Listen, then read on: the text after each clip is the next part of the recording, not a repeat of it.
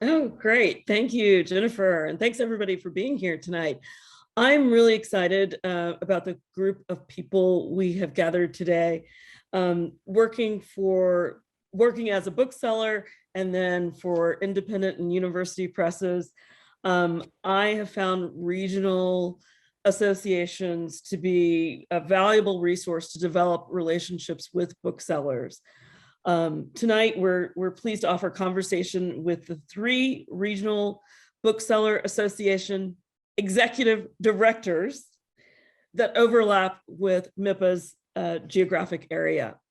They are Larry Law, who is the executive director of the Great Lakes Independent Booksellers Association. Larry began his bookselling career briefly at Barnes & Noble and then worked in various positions at Anderson's Bookshop, which is an independent bookstore in Illinois. In addition to his duties at Great Lakes Independent Booksellers Association, Larry is currently on the board of Art Bar, a local art collective that focuses on showcasing local artists. Heather Duncan is here with us tonight from the Mountains and Plains Independent Booksellers Association. She began her career at the Tattered Cover bookstore in Denver, Colorado. Over 29 years at the store, she wore many hats, including bookseller, ordering department associate, corporate sales rep, and director of marketing and events. While at Tattered Cover, Heather served on the Mountains and Plains Independent Booksellers Association Advisory Council, then on the board of directors. She left Tattered Cover in January 2018 to join Mountains and Plains Independent Booksellers Association as executive director. Carrie Obry, who is with the Midwest Independent Booksellers Association, has had a love affair with books all of her life.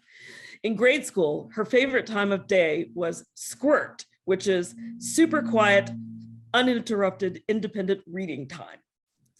In college, she studied literature and creative writing at a small school in Wisconsin, then headed to the big city to get a master's degree in literary theory from New York University. While there, she began a career in publishing, working as a copy editor and acquisitions editor as she moved to Chicago and then Minneapolis, working for independent publishers. Carrie believes independent bookstores are that great good place, to quote Ray Oldenburg, essential to creating vibrant communities and sustaining literary culture. Please join me in welcoming our guests. So I wanted to start tonight if each of you could tell us a little bit about your specific association and maybe the number of members you have and a little bit of history. Why don't we start with Larry? Oh, thank you. Thanks for having me tonight. So GLEBA was formed in 1989. It began as a response to censorship legislation that was attempting to be passed in Michigan. And then it was later formed into a regional association bookstore advocacy group after that. Currently, we represent over 205 stores in the Great Lakes and Midwest, which includes Illinois, Wisconsin, Michigan, Ohio, Indiana, and Kentucky. Our membership is expanding every month. I'm sure as many of you know, we've had a huge growth in independent bookstores over the past couple of years. And last year alone in 2021, we had over 50 new members join GLEBA, which is very exciting for us. So we're just trying to keep up at this point. So. Great. Heather? I have to always remember to unmute. Hi, everyone. And thanks again for this opportunity to be here. Mountains and Plains was formed, the germ of it was back in the 1950s in Denver. And so we have a really extensive history, but it's more interesting than, it's very interesting but long. It was officially became the Colorado Booksellers Association in the 70s under Joyce Meskis, who owned the Tattered Cover at the time, and has grown from there, kind of gathering other regions in its wake until we have gotten to this point. We currently have members in 14 states, from Texas to North Dakota to Nevada and everything in between. We have 186 independent stores in our membership that represents 240 actual bookstore locations. The biggest members in my region are the Tattered Cover, the Boulder Bookstore, Book People, and Changing Hands in Phoenix, Arizona. But the vast majority of my members are smaller stores with 5 to 20 employees. The thing that I think is the most fantastic is that 56 of the members on my current roster opened since the beginning of 2019, and a significant amount of those during the pandemic. Wow, that's incredible. It's so exciting to hear about these new bookstores opening. Carrie, would you tell us a little bit about your region? Sure thing. It's fun to meet you, Stephanie, and everyone here, and thank you for having us. I'm echoing a lot of what Heather and Larry have been saying. It seems as if the pandemic has actually not slowed bookstores down, but made people who want to open bookstores much more committed. And those numbers that they both quoted are what we are seeing too. So that's exciting. Another thing we can share that is exciting is the increase in BIPOC-owned bookstores over the past 2 or 3 years. Again, I think it's a matter of what's going on in the world and the social justice causes that are, you know, inspiring society to create a better world. So we are very thrilled to see that happening as well. As far as the association goes, ours goes back to 1981. It was founded by Don Bliley, the owner of Uncle Edgar's and Uncle Hugo's. And I'm sure you all remember that colorful store, which was very unfortunately burned to the ground after the murder of George Floyd. But what's heartening about that, literally, Stephanie, burned to the ground. I'm not sure if you heard that news. I saw your eyes get big. And it was a treasure trove of science fiction titles. It was heartbreaking. But what's really good about that is Don Bliley is now back at it again and opening up a new store not very long from now by Moon Palace in Minneapolis. So it's going to be a nice little book district. So that's a little bit of interesting news going on with our members, but we represent Illinois, Iowa, Kansas, Minnesota, Missouri, Nebraska, North Dakota, South Dakota, Wisconsin, and the Michigan's Upper Peninsula. And another fun fact is we are now 3 staff members for the first time in the history of the association. We've been 2 the entire time, and we just hired a 3rd person. So we're super thrilled to have more bandwidth. Congratulations on the hires. That's it's always good to hear about people who are able to hire. So I'm sure what many of our members here tonight want to know is, how can small and independent publishers support the efforts of booksellers? And I think kind of whoever of the 3 of you would like to speak first, just unmute and speak. Well, I'll start by saying, I hope I didn't jump on either of your toes, but one thing that my booksellers are telling me, and it has, the volume on this has increased dramatically over the last 2 years during the pandemic, as some of the bigger publishers that we work with have, you know, we're pulling in and kind of focusing on their own efforts to reach consumers. So the booksellers became more and more interested in working with small and indie presses. They're very excited to see those titles represented to them. They're very excited to meet those authors. So we are thrilled to be able to have lots of programs that small presses and authors can participate in. And the more that we are bringing them in, the more the booksellers are excited. It really gives them a depth and breadth to their selection that they feel like they haven't always had that access to. They love understanding where they can find these titles that are unique to their stores or unique to their region. So that's definitely one of the things that we hope to keep presenting, is the smaller presses at our shows and in our advertising and in our catalog, et cetera.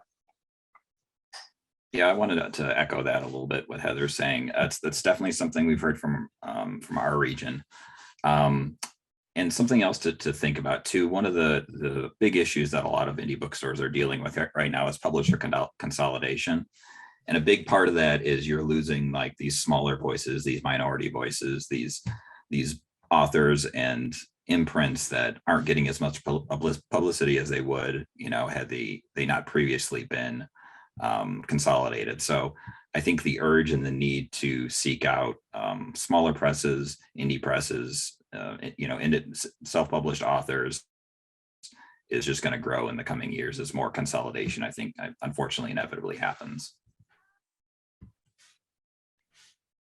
Yeah, it definitely seems to me that independent publishers and smaller publishers are kind of one of the well springs of diversity, of genre, of thought, of publishing work that kind of pushes boundaries or envelopes a little bit.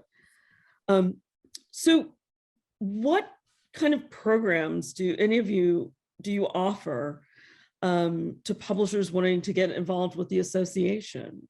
If you would, please tell us a little bit about your trade shows and what you do there. I'll jump in since I haven't answered yet, and since it also is something we do hand in hand with Larry Law at Great Lakes. We share a trade show. We share the Heartland Fall Forum, which is going into its 10th year of existence this year, which is super exciting, and also because we'll be back in person after 2 years not being in person. And I do want to add a little bit of a statement into how we operate and how we typically do things. Our associations typically, and I'll get to the trade show, this will fit together. Our associations typically don't represent authors, right? We typically represent publishers.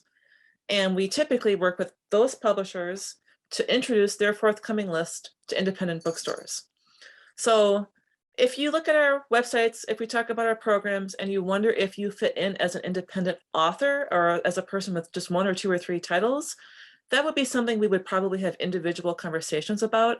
All the programs that you see are really streamlined for publishers with 2 or 3 lists every year that are introducing those new books early on into bookstores.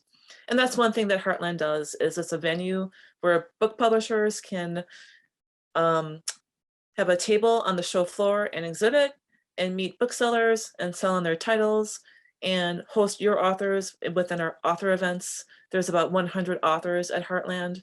And it's just a really exciting place because about 250 to 300 bookstores come, and there's a bookstore tour, and there's parties, and there's all kinds of gathering. So it's a really convivial place. And one of the big things about developing your relationships with bookstores is just to be there and to show up and to know them and to build a relationship and to be a friend to their store. That's its key. It's super key, is to be a friend to independent bookstores, not knocking on their door only during sales time, but just knowing that you're part of the ecosystem. That's great, Carrie. Thank you. I'll chime in to, of course, echo what Carrie said. All 3 of our organizations are, all of the 8 organizations, which I would also add that there are 8 of these organizations across the country. We cover the entire country. And while we intersect your region, of course, your titles aren't only regional. So, and you want to remember that there are the other regions are out there as well, the other regional associations. But we do things very similarly in many ways, and have some things that we do a little bit, differently. But our fall trade show for Mountains and Plains is called Fall Con.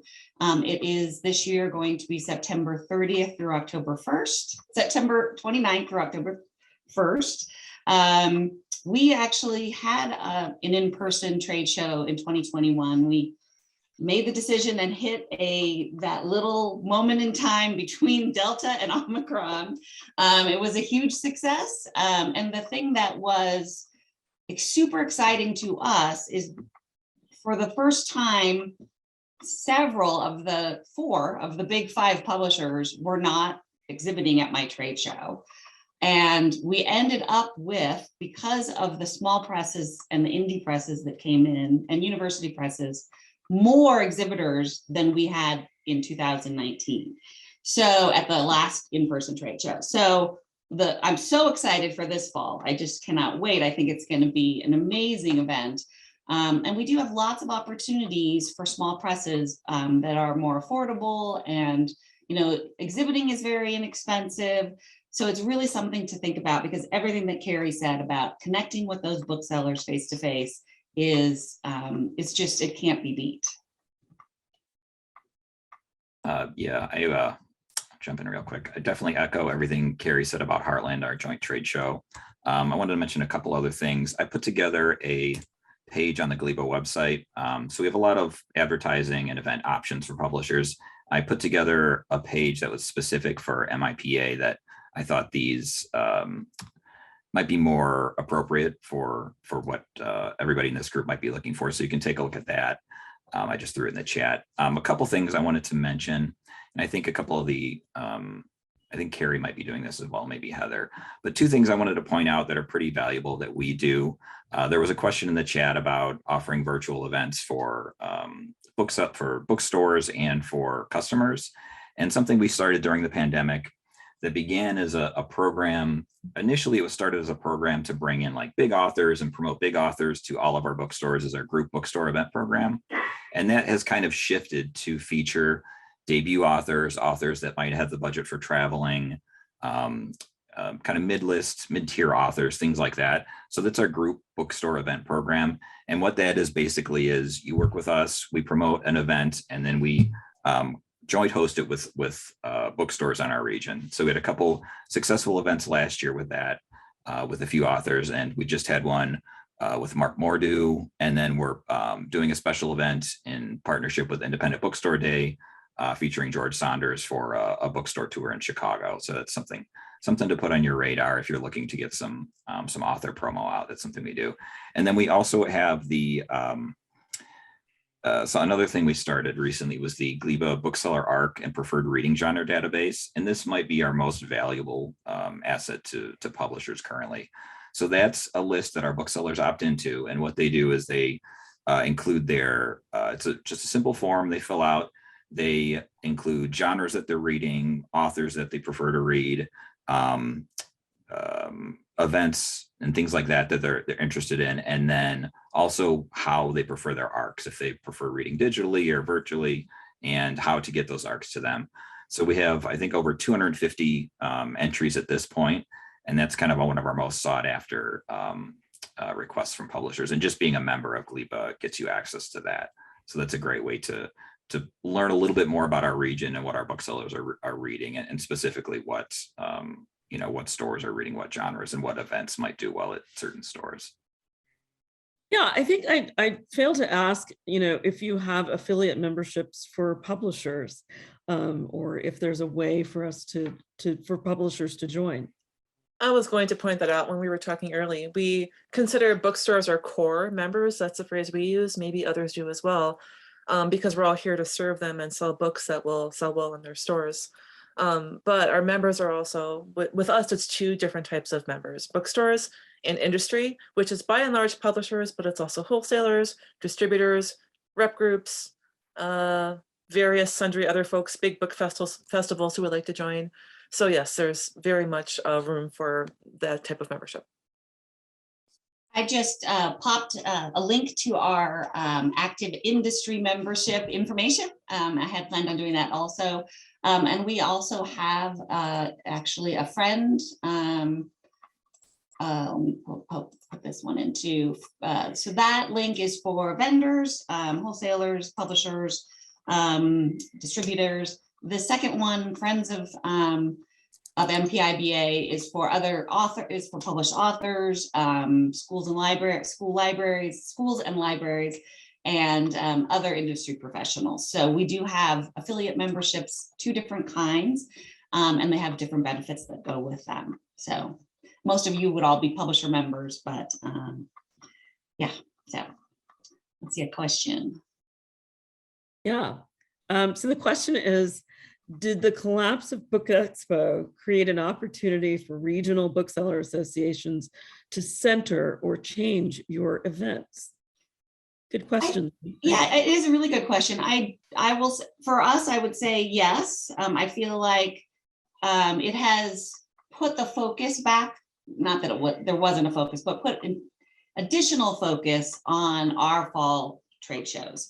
I think that what we learned just in 2021 being the only show that happened live, the comments about how much everyone was looking forward to 2022, when they would be able to go to all of them again, or at least a large number of them, because they need to see these booksellers in person, was really remarkable. And one of the conversations I had with a vendor, a large distributor, was that for for the amount of money that they used to spend at Book Expo, and the amount of booksellers and the diversity of booksellers that attended Book Expo was not dramatic. There was probably 1,000 booksellers at Book Expo in the last few years, and those were not representative of most stores. In Colorado, there's probably 4 stores that would send their staff to New York every year, but all of my stores, or a very large number, send their bookstores to our trade show, their booksellers. So if you come to Mountains and Plains to FallCon, you're going to meet 100+ stores, whereas if you were in Book Expo, you would meet 15 from my region.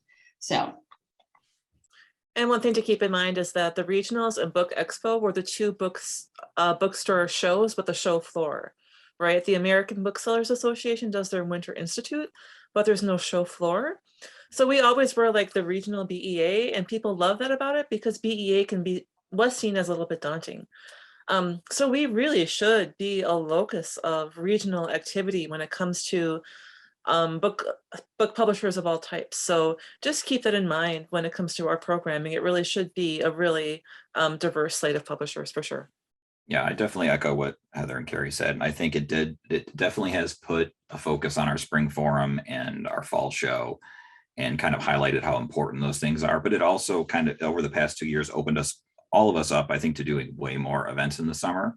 So kind of we had over the past 2 years, we've had kind of an extended fall trade show that led over several months over the summer, which was really great. And I think helped keep the momentum going when it could have slowed, because of the pandemic and because of the lack of Book Expo.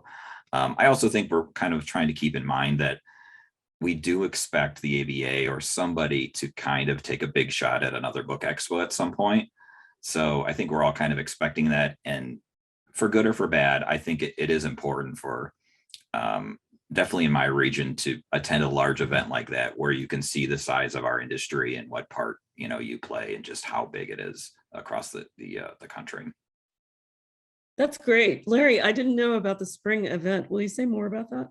Oh, our spring forum? Yeah. Yeah. We all do spring forum, spring events each spring. So our spring forum this year, it's our first one back since 2019. So our event, we're meeting in person in Kalamazoo, Michigan at a bookstore. So the event's going to take place. It's over 2 days. There's a virtual component and an in-person component. The virtual component is on Tuesday, April 26th, and that's a virtual rep picks. So we have, I think, 12 reps doing rep picks for that on Tuesday. And then our in-person event is that Thursday, and it's an all-day event. It starts with a bookstore tour. We have an education session, working lunch, a meet the authors. We have 5 authors attending doing presentations, and then we have a keynote author presentation. And then after that, we have an author reception. So we're kind of easing back into spring forum. Our last one, we had over 80 people attend. This one, we're limiting it to 40 just for the safety of our booksellers. And we're doing it we wanted to do it in a store. So just with capacity, that's what we're shooting for. And we hit that registration limit almost immediately, as you might guess. So that's coming up. We're very excited. It's our first event back. That's terrific. It's great to hear about all this activity. Heather, do you have a spring event you want to? I was just going to say, I just posted a link to it just so everyone can see. We had our first one. We do, because my region is vast.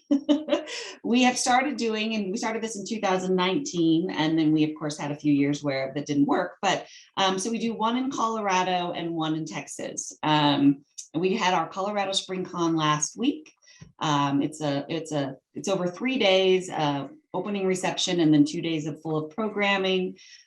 We had 75 booksellers register and presented 32 authors, I believe, and lots of educational programming. So next week we'll be in San Antonio, Texas. A little bit smaller attendance, but the same amount of authors and 3 days of programming. Wow, that's impressive. It sounds like you're very busy people. Do you have any advice, or what is your advice to publishers trying to exhibit or meet booksellers at your trade shows and others? The first thing that comes to mind for the trade show is to be creative, stand out, and have fun, right? There's going to be a lot of activity at a trade show, but you can work with us to put a little snappy ad in the program, or make a really cool icebreaker at your booth, or to host an author at a very specific time, or do a toast with beer that relates to a book, something like that. A lot of these events are really about, the face-to-face connection and having fun. So let's just do something to not stand behind, the table and the hallway, and make people interact. So be creative and have fun. That's great advice. Heather says ditto for those not reading along. So do we have other questions from the audience? I could talk to these folks all day. So there are, is it 4 other associations, regional associations?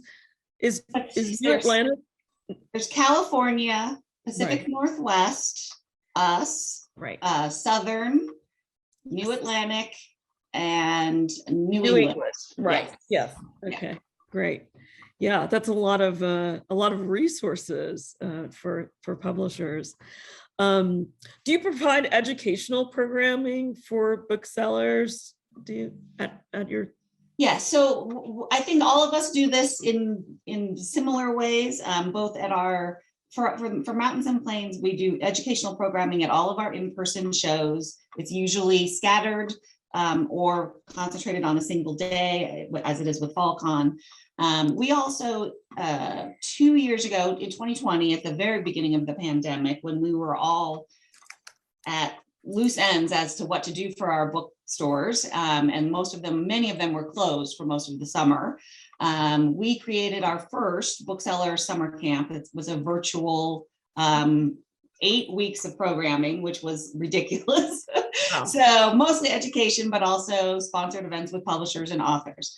So last year we reined it in a little bit, and this year we think we've come up with the correct model. I will say that our call for authors is open now, and I'll put a link in there for that, so that all of you can pitch authors if you'd like. This year's summer camp will be 2 weeks in July. It will be mostly educational programming, but we were going to add some authors. As always, we do authors around the campfire virtually. So that's what's happening this year. I'll put a link.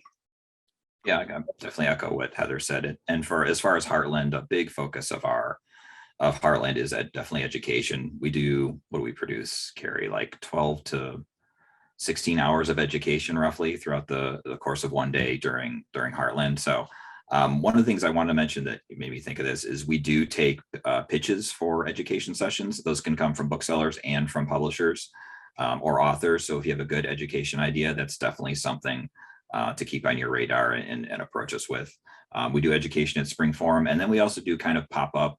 Since everybody's been, we've had to move to Zoom, we've continued doing it, but we do pop-up educations from time to time throughout the year. And I think that's something that'll probably maintain in the summer. We have a couple sessions coming up as well, but definitely Heartland, that's our big education push for booksellers and maybe our most important education of the year.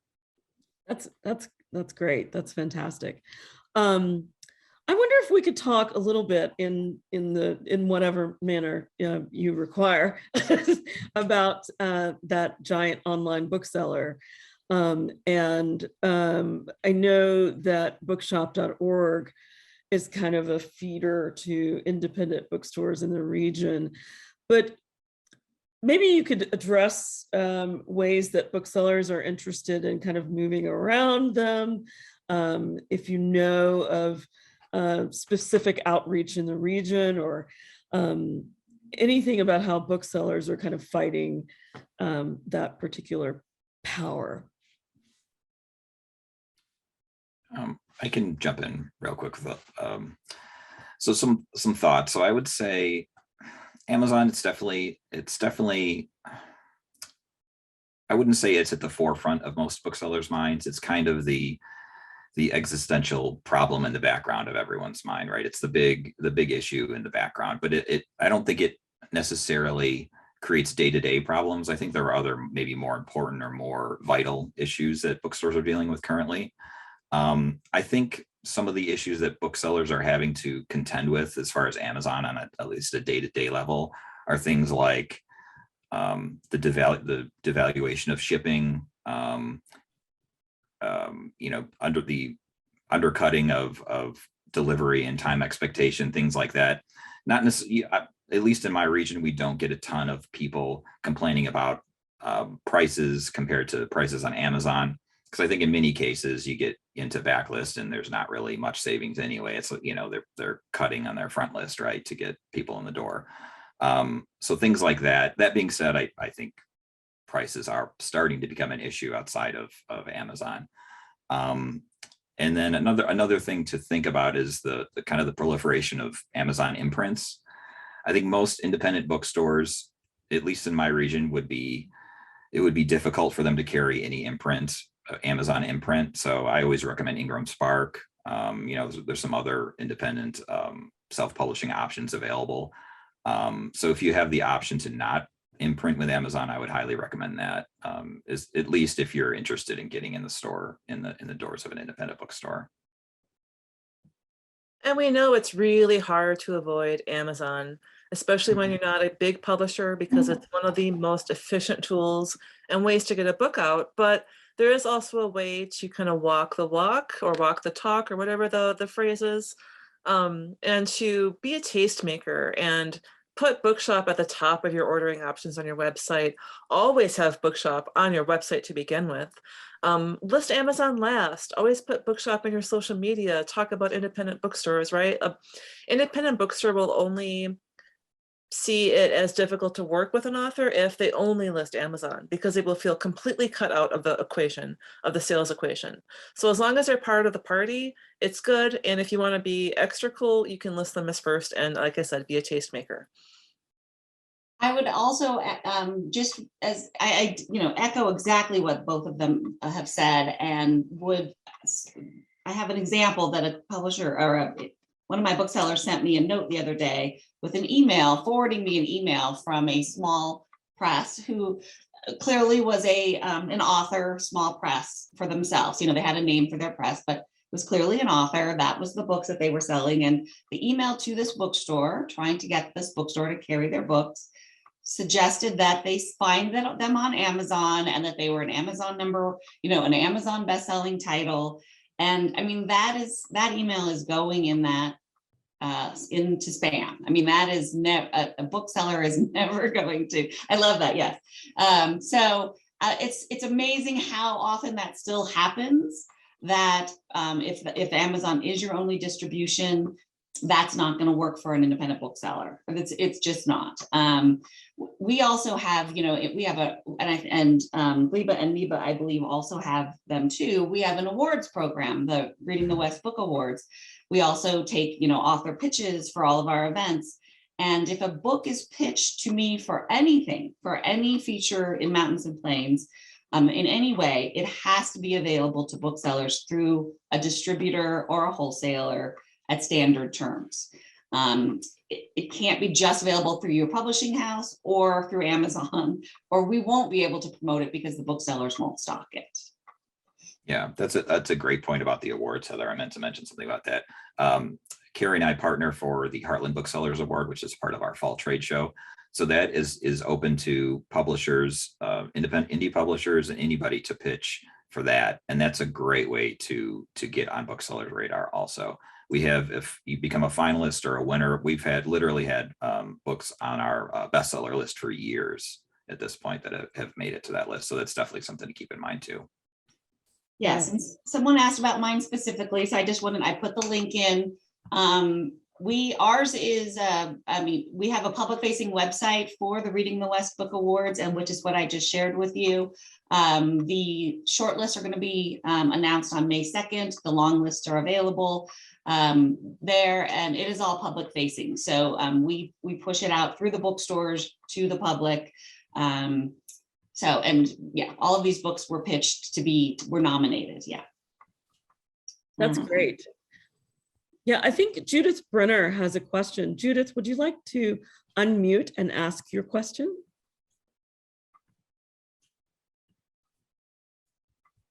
Maybe not.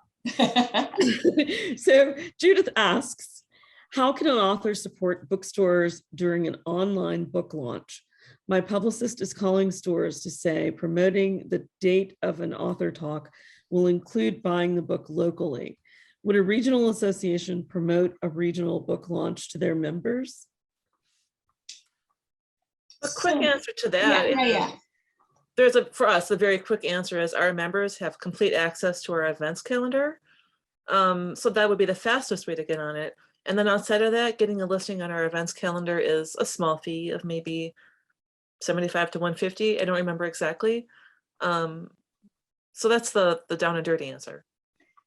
Let me ask real quickly just to clarify, Judith, are you having a public event that is not connected to a single store? And so you're wanting to know if independent bookstores would promote it to their customers and sell books. I assume that is what you're asking. And if that is what you're asking. Yes, then... that is. I have a book launch May 24, and I've asked my publicist to customize call independent bookstores and say, would you order at least one copy of the title so that your local audience, we're going to call your local paper and put it in the events for that local paper and saying, please purchase the book at your local independent bookstore, including for in Minneapolis, Majors and Quinn as an example, or what have you. And I've got a yes from Prairie Lights in Iowa City, and I'm hoping to use that formula across the board, the books based in Chicago as far as a setting. It's just, as Jennifer had said about publicity, it's so labor intensive to call all the possible bookstores. And so to connect with a regional in the Midwest, Illinois, Chicago, Minnesota, Wisconsin, where the book's centered, that would be such a relief. Right. Yeah. So go ahead, Larry. That's sorry. I think. A question like this is a good question, but this is probably, you'd probably want to have conversations with each of us, I think, about what we do within our region. So for example, for us, you could add it to, if you were a member, you could add it to our events page, and that wouldn't be an additional fee. But then we also, if you were launching it that day and wanted to do an author event, that's something that we could do with our group bookstore event program, right? So then that would be something that would be pushed to all of our bookstores. They could opt in to participate, something like that. I think we all would have maybe a little bit different opportunities for you there. Okay. Well said. Thank you. Yeah. Carrie, were you about to say something? I'm sorry. I just said well said to echo what Larry said. Yeah, I think so too. I want to vouch myself for the success of participating in regional association events. It does kind of catalyze a sales environment that's very helpful, extremely helpful. Could you talk a little bit more about your awards programs? Are books nominated only by booksellers, or are they nominated by other parties? I can jump in. Yeah. Sorry. Go ahead, Larry. Okay. So I handle the awards program for MEBA and GLIBA for Heartland. So our process, it's kind of twofold. We accept publisher submissions, and then those are open to a certain date. And then I think it's end of May, if I'm not mistaken. And then once those close, booksellers are also eligible to nominate for the awards. So in the past couple of years, it's been 2 years since we've merged our separate awards program into one kind of giant awards program. So we have the categories include fiction, nonfiction, poetry, YA, middle grade, and children's picture book. So you can nominate for each of those categories. You can nominate as many titles as you want. For the nomination process, we are nominating as separate associations, just to kind of conserve our identities and work with the publishers that have books that pertain to our regions. So the states that Gleba represents, we take submissions for those books. The states that MEBA represents, they take submissions for those books. And what that means is it can be an author that is based out of or lived in one of our states, or the book has content that pertains to one of those states. So once that happens, we have an initial vote among booksellers, which creates our semi-finalist list. And then we're still, over the past 2 years, we've done really cool kind of semi-finalist programs. So I think we might do that again this year. We're still kind of finalizing that, a big virtual event where we invite the 20+ authors to attend, and then kind of have a little roundtable and conversation. I do have a good video of that last year. Last year's presentation was pretty fantastic. I'll find that when I'm done talking and throw that in the chat to check out. But then at our Heartland Fall Forum, the opening night, our event that evening is the award celebration. So that's when we award the winners for the 2022 Heartland Booksellers Award. That's great. Heather, do you have more about your awards? Sure. For the Reading the West Book Awards, they are they're not a juried prize. It is a marketing opportunity. Absolutely. Publishers pay to nominate titles and some authors as well. As I said, as long as the title fits the criteria, which is an author from one of the states in my region or set in one of the states in my region. Or at least, mostly set in the West, it's kind of, it's a little bit open kind of interpretation. We have, and then it needs to be widely distributed at standard terms. We have 9 categories: adult fiction, debut fiction, adult poetry, adult nonfiction general, biography and memoir, young adult, young readers, picture books, and the Eating the West category, which is picture book or cookbooks and culinary writing. We're right now doing the 32nd annual awards, which is for books published in 2021. The books are nominated. That creates the long lists. I did share our Reading the West website so everyone can see what those long lists look like. Then the books are read by reading committees in each category. And those reading committees, who are independent booksellers, 10 to 15 per category, curate the short lists, 5 titles in each category. And then we do public voting. And last year we had almost 10,000 votes cast, and the winners are announced at a live virtual event in June. So that's the Reading the West Book Awards. Yeah, that public component sounds like a really great idea to kind of generate some attention that might translate into sales. We are really, one of the things that I wanted to do as a bookseller, I knew that the Reading the West Book Awards existed for all the years that I worked at the Tattered Cover, but I knew that no customer knew that they existed. So one of the things that I wanted to do immediately when I started this position, took this job, was to make them public facing, as public facing as possible. And the last 2 years, we've had publishers print the fact that the book was a Reading the West Book Award winner on a reprint of a title. So we're getting to the point where we are hopeful that a customer would be, who won the Reading the West Book Award last year? I mean, that is kind of what we would love to see. So the public voting is fun, and authors and publicists get their people to vote. It definitely generates a lot of social media. So we're hoping it'll start building.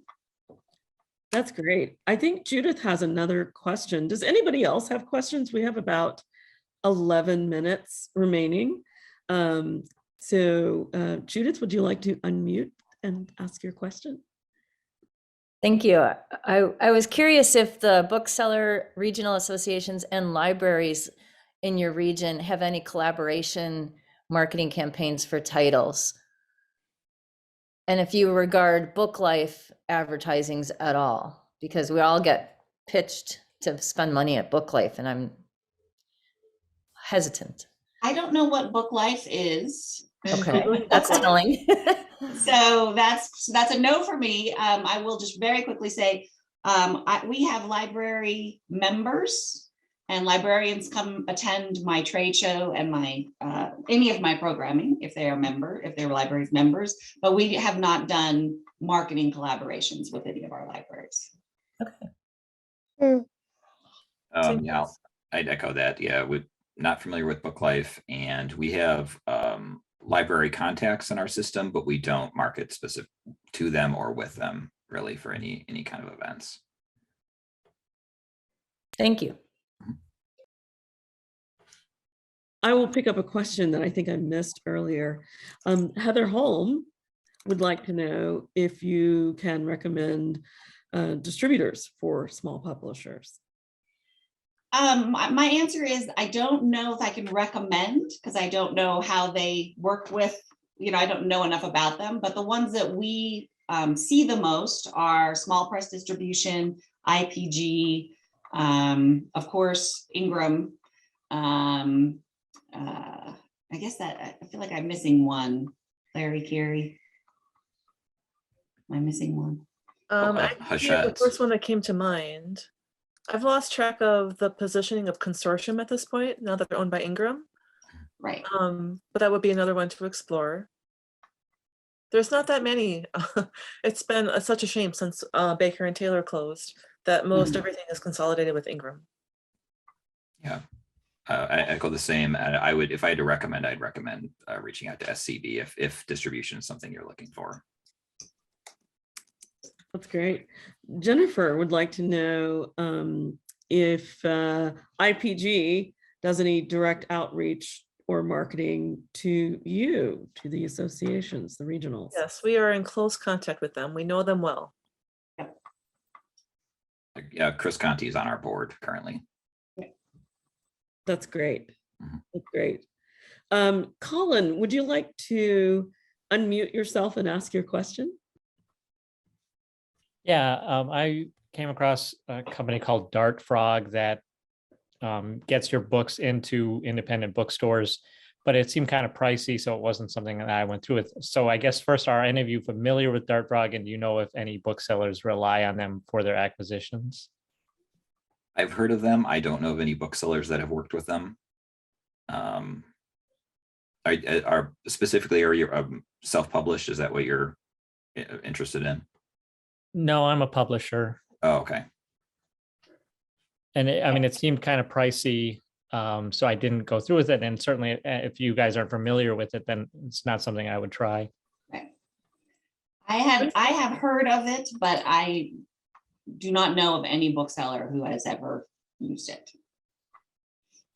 I'm curious, Colin, to know a little bit more about what their stated offering is. I'd have to look back into it. Can't remember off the top of my head. Yeah. If I can chime in, I actually had a conversation with them a few years ago. The idea was really fascinating. It was basically they're renting space in a bookstore. They're like paying the bookstore for the shelf space, and the publisher pays Dart Frog to have their book in that space. And the deal with the bookstore is if they sell the first book, which was given to them for free, they keep the entire price. But the deal is within that time period, then they reorder it through the normal channels. And it's sort of like a way into the bookstore to sort of proof of concept. I think the idea is brilliant. I don't know about the execution, but it's very clever. Well, it is clever. It sounds like the grocery store model a little bit. Kind of a hybrid of the way that groceries are placed on shelves and co-op. Yeah, sounds similar to kind of how Barnes & Noble runs their end caps, right? Right. Yeah. Right. Exactly. Here's a good one. Are there ways publishers can support independent bookstores with their audiobooks? Libro.fm. Make sure Libro.fm is carrying your audiobooks. That is by far, I mean, I don't know the statistics, but the vast majority of the independent bookstores that sell audiobooks use the Libro platform, and they are wonderful to work with. Karen asks whether distributors exhibit at regional shows. I think we kind of touched on that a few minutes ago. Are indie booksellers open to working with new distributors? I guess that would be wholesalers kind of question. Yeah, I think they would be. I mean, most of them wholesale. There was really only one wholesaler, and that's Ingram. So I think most bookstores wish there would be more than one, another option. But certainly, is being able to buy the books from distributors, as long as it is an easy process, is much preferable to buying them direct. So yes, I think most bookstores would open an account with a new distributor if it was distributing a lot of stuff they wanted. Yeah, and something to, sorry, I think something definitely to consider with that. If you're a new distributor looking to get in with a bookstore, definitely consider how you handle damages and your return policy.